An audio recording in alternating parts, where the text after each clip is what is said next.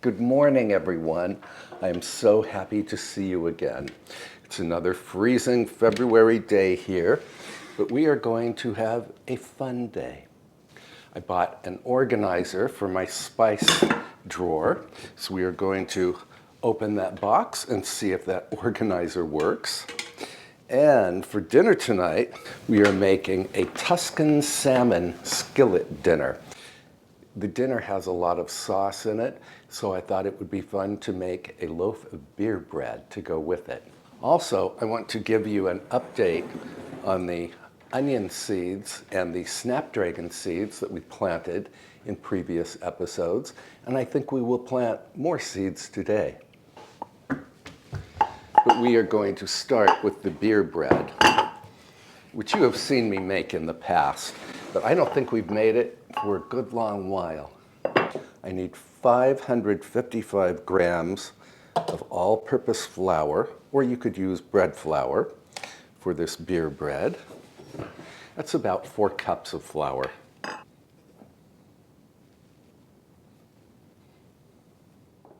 I'm getting a bit of a late start this morning because earlier today I had a laser treatment on my neck, purely for cosmetic purposes.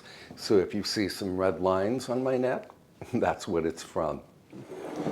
I could have measured the flour right into my mixing bowl.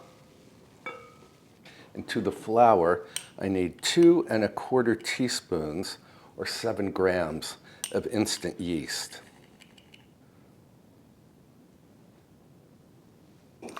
2 teaspoons of salt,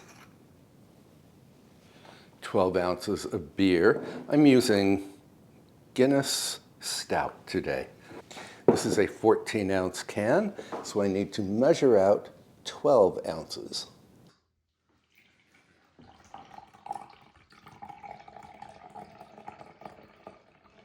I want to give my yeast and flour and salt a little stir, and then we can add in the beer.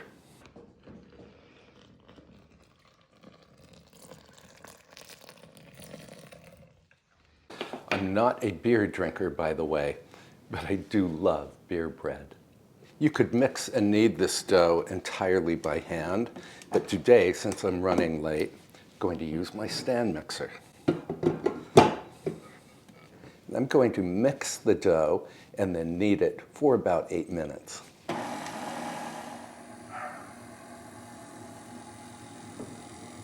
just remembered I need to add 1 tablespoon of olive oil.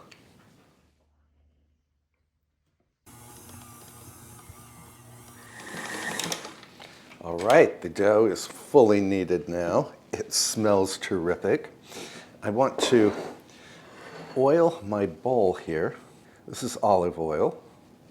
I love beer bread because it has a fermented flavor, very similar to sourdough bread, but it's much easier to make than sourdough. Now I can cover the bowl with a damp towel and let the dough rest until it has doubled in volume. That's going to take from 90 minutes to 2 hours. And I do use the proofing feature on my oven here. The proof feature heats the oven to somewhere between 75 and 100 degrees Fahrenheit. Going to get cleaned up here, and while we wait for the dough to rise, we can open that drawer organizer that I bought and try to organize the spice drawer. So please brace yourself. I am about to show you my spice drawer.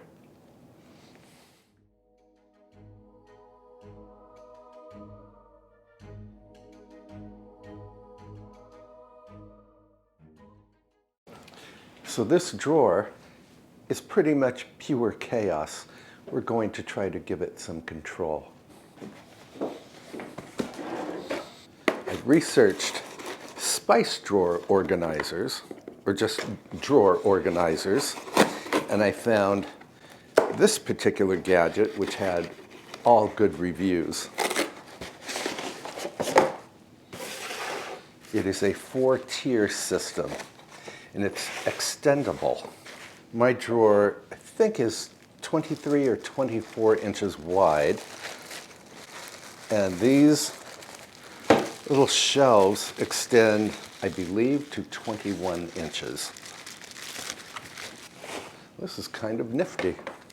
So I guess these are interlocking. There we are. So we can go from this size to this size. But before I even put these in the drawer, I need to remove every single item from the drawer and purge what must be purged.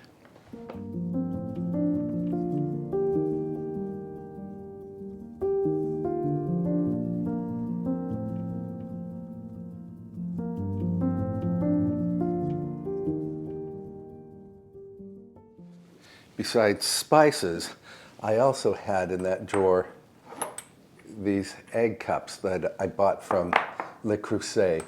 The Le Creuset outlet store was having a big sale, and I couldn't resist owning 6 egg cups. And I had really no other place to put them except for that drawer. So now I'm going to go through every item, and I'm going to ask myself 3 questions. Do I need it? Do I use it? Do I want it? And if there's anything I don't need, use, or want, I'm going to put it in this box. And I do have a lot of spices because, remember, I am a food vlogger, so I kind of need a lot of ingredients. Shallots I want. I have 2 containers of sesame seeds, and I'm going to consolidate them into one. It doesn't want to go in this way. I'll create my own funnel. Now the spices and seeds and whatnot that are in these little plastic tubs are surplus, so I don't run out, and I will just have to put them to one side in that drawer. I'm putting all of my keepers over here. Cinnamon sticks does not belong in my cooking spice drawer. This is more for baking, so I'm going to put this in my baking drawer. Now, looking at this oregano, or oregano, this brand looks very good. It's got a rich green color. This store brand has a very faded color, so out it goes. This one too, very faded. One of the reasons for organizing this drawer is the other day I was filming a video and I needed dried rosemary. I said that I would leave it out because I didn't have the herb. Turns out I do. So I want to be able to have that drawer arranged so that I can see what I have very easily. These are 2 herbes de Provence, which I can consolidate. This particular herbes de Provence has lavender in it. Such a glorious perfume. I have 3 tins of Coleman's mustard powder. This one expired in 2020. This one expired 2022. This one is good. Montreal steak seasoning I sometimes use. Celery seed, always good to have it on hand. So I have all of my keepers here. I need to vacuum out this drawer and then wipe it down.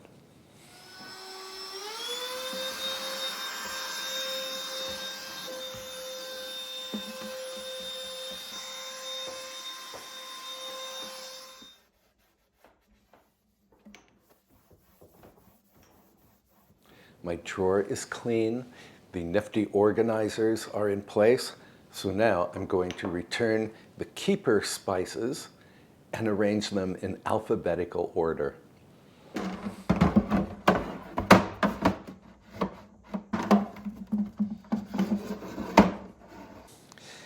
Basil, cayenne, more cayenne pepper because you can never have too much, celery salt, chili powder, coriander, cumin, more ground cumin, curry powder, more curry powder.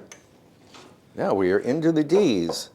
Dillweed, garlic powder, herbes de Provence, Italian herbs, lemon pepper, oregano, parsley, peppercorns, paprika regular, paprika smoked.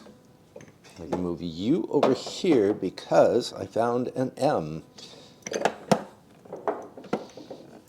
Red pepper flakes, rosemary, now on view, dried shallot, tarragon, thyme, sesame seeds toasted, then tarragon and thyme, followed by turmeric.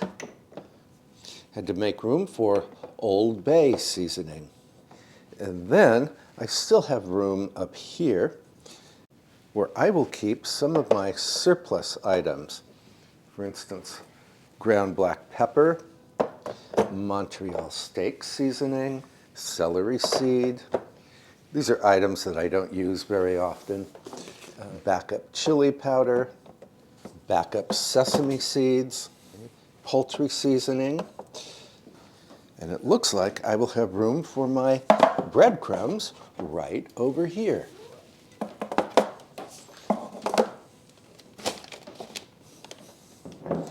I even have room for my little egg cups.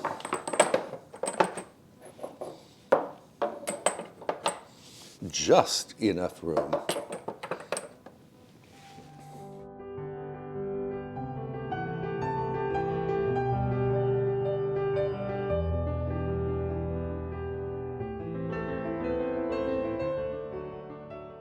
This bottle of very expensive extra virgin olive oil can go right over here. It is amazing that after I purged all of the spices and herbs that were either out of date or they were just spices and herbs that I don't regularly use, I had room for all of the spices and herbs that I do use. And as for these specialty oils, these were gifts. I know in my heart of hearts, I am never going to use them. So I'm going to either gift them or toss them. So here's the before, and here's the after. It feels great to have this spice drawer all organized now. So let's take a short break and head over to a local store. I want to buy some flower seeds that I can maybe use for my cutting garden, and also some parsley seeds, which I think we can plant today.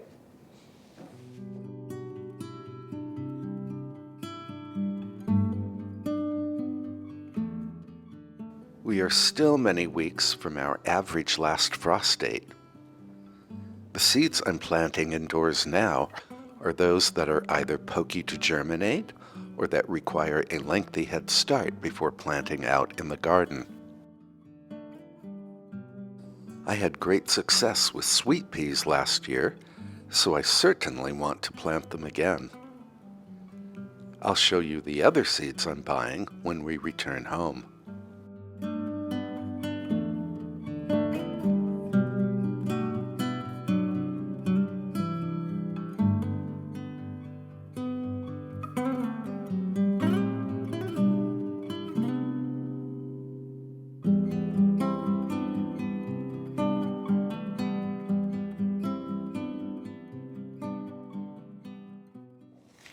We are home, but before we do anything, I need to wash my hands and then check on the beer bread dough. We are definitely doubled in volume here. So I'm going to tip this dough into a lightly floured board.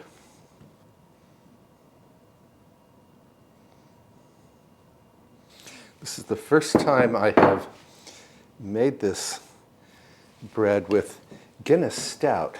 I usually use something called Murphy's Stout. I think the Guinness is even darker. So this bread has a very deep perfume. And I want to form this dough into a tight ball. And to do that, I just fold the ends under.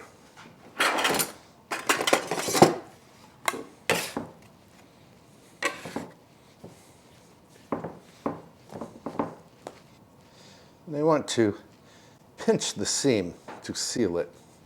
And I want to grease the bowl very lightly once again. And place the dough in the bowl so that its seam side is down. Cover with the damp towel. Then I'm going to let this sit in the proofing oven until the dough has once again doubled in volume. That will take 30 to 45 minutes. And while that dough is rising, I'm going to preheat my Dutch oven with the lid on in a 450 degree Fahrenheit or 230 degrees Celsius oven.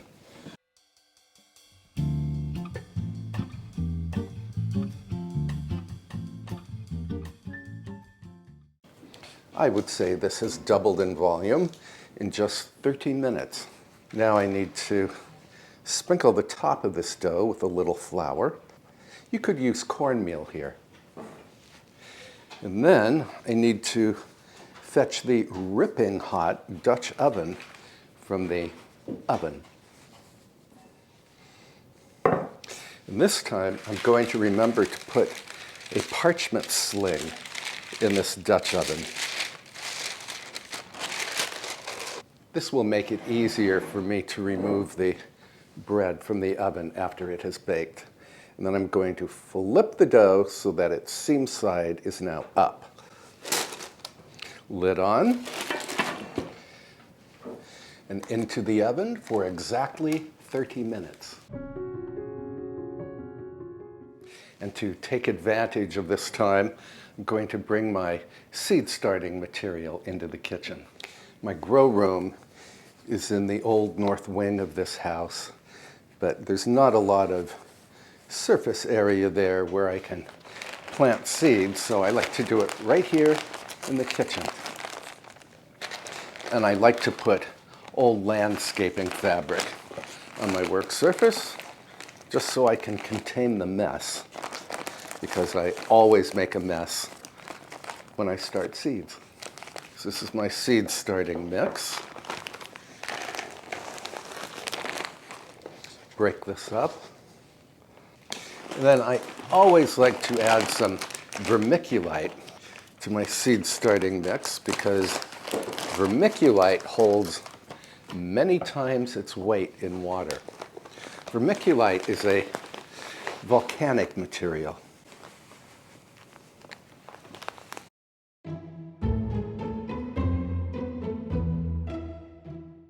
So vermiculite really cuts down on the amount of watering you need to do. So my plan today is to plant parsley seeds, because parsley seeds can be very slow to germinate. And I will also plant lavender and bells of Ireland.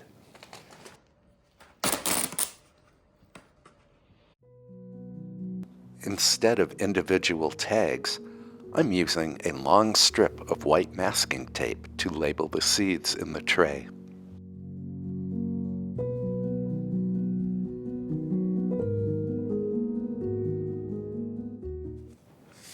These are small seeds, but as I recall, last year I managed to plant just one seed in each cell. So I'm going to try to do that today, because that worked out very well last year.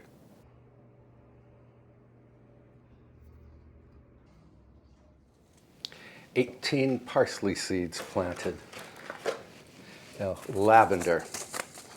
I'm going to do the same thing once I determine the size of the seeds. They're even smaller than the parsley seeds.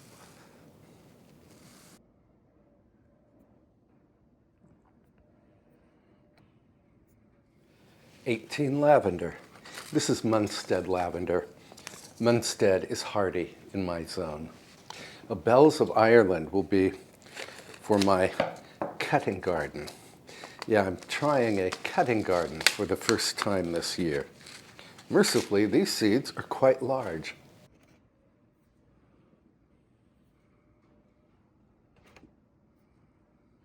"18 Bells of Ireland." And I already started snapdragons. When was that? A week ago? Which you and I planted together. And the snapdragons are already germinating. So now, let me just make sure that I need to cover these. I'm going to cover these seeds with vermiculite.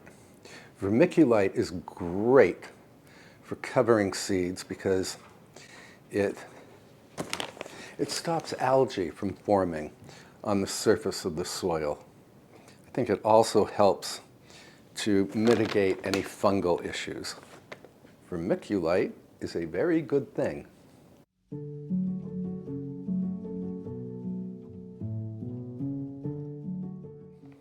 I will use a spray bottle to water these seeds when we go over to the grow room. And I also bought larkspur, a white zinnia, sweet peas, and I have a lot of other seeds to plant, but it's really too early in the season to plant those seeds. So let's head over to the grow room.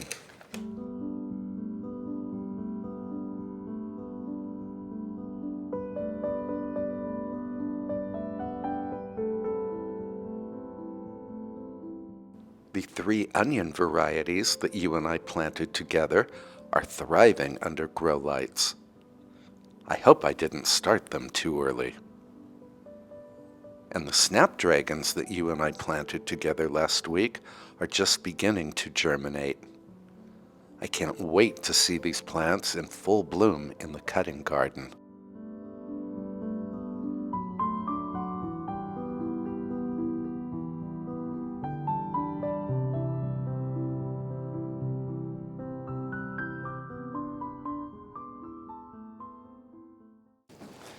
This looks just great.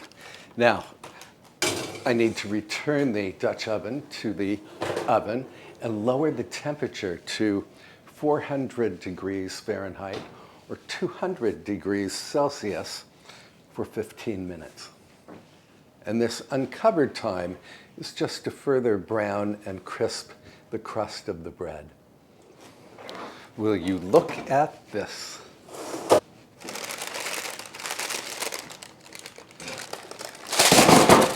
Oops. I think this is one of the prettiest beer breads that I have ever baked. And listen to this crust. I'm going to let this cool while we light a fire and then get started on dinner.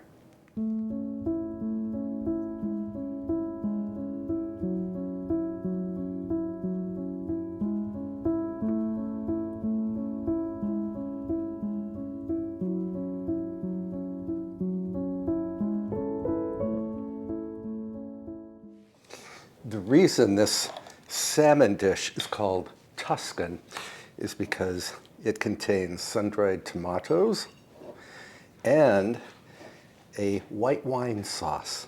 And I need about the equivalent of 1/3 cup of sun-dried tomatoes, which I will cut into julienne strips. And I think this bread over here will be just great for sopping up the wine sauce.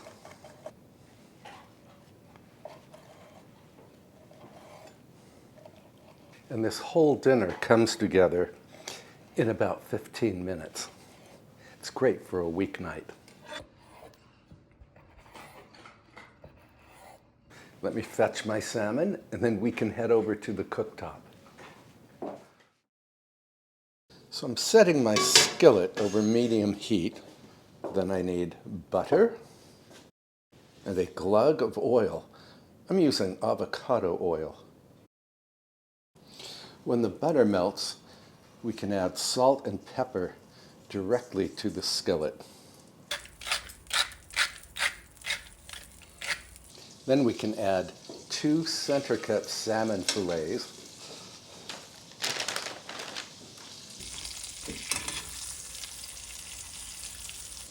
Lightly salt the top of the salmon fillets. Pepper them too. And we will let the salmon sear just until it is caramelized. That will take about 2 minutes on each side.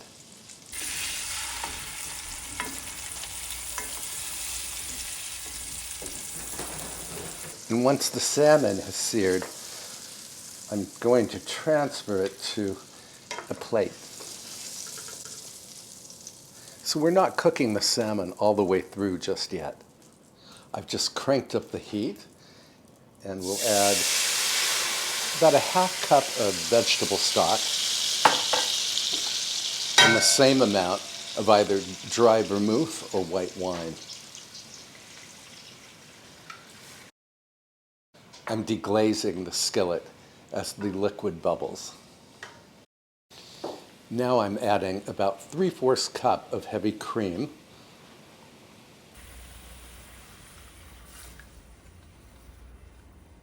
And I will let this mixture boil until the cream begins to thicken. That will take anywhere from 30 seconds to 1 minute. All right, the cream has started to thicken. So now we can return the salmon to the skillet.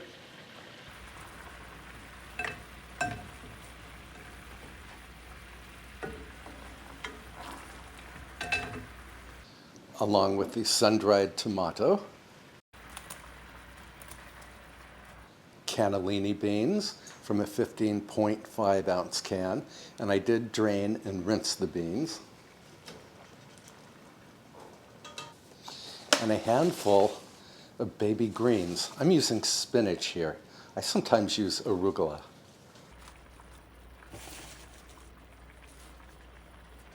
Then I lower the heat, cover the skillet, and let this cook until the salmon is done and the greens have wilted. That will take maximum 4 minutes.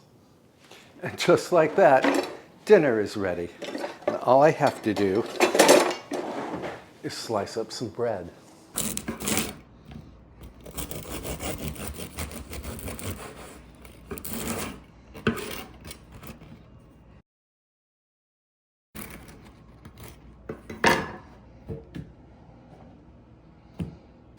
This bread is also great for sandwiches.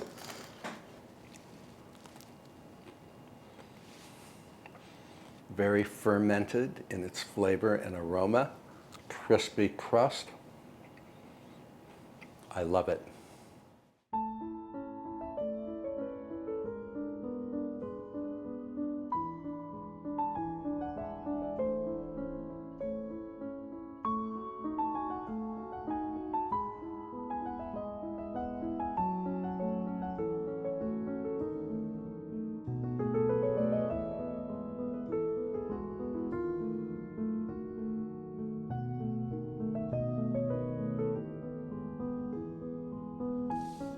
I like to plate this in the kitchen.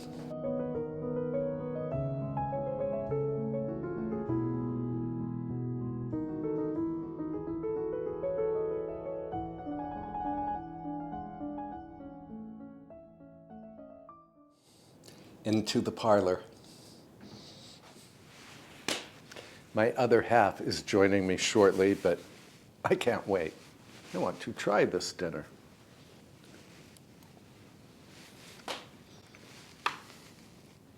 The salmon is both tender and creamy, super delicious. And ditto for the cannellini beans and the sun-dried tomato and the baby spinach leaves. Just exquisite in every way. And of course, I want to dip some of this bread into the cream sauce.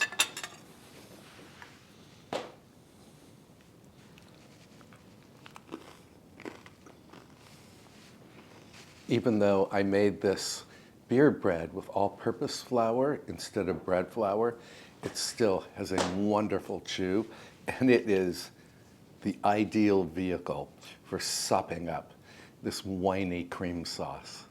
Thank you so much for joining me today as we, well, first recovered from this laser treatment, and then we made this exquisite loaf of beer bread, and we organized that spice drawer. I thought that was going to be a huge project, but it was actually a fun and easy project to do.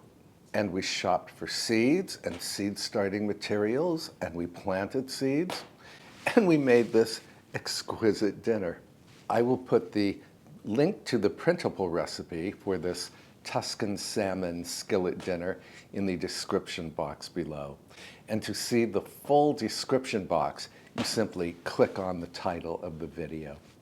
And if you enjoyed today's video, I hope you will tap the like button, and I hope you will subscribe, and also tap the bell notification so that you can receive notifications every time I upload a new video. And the next video will be on Friday. Until then, please treat yourself very, very well. Please try this skillet dinner and this bread, and I will see you in the next episode. Bye for now, friends.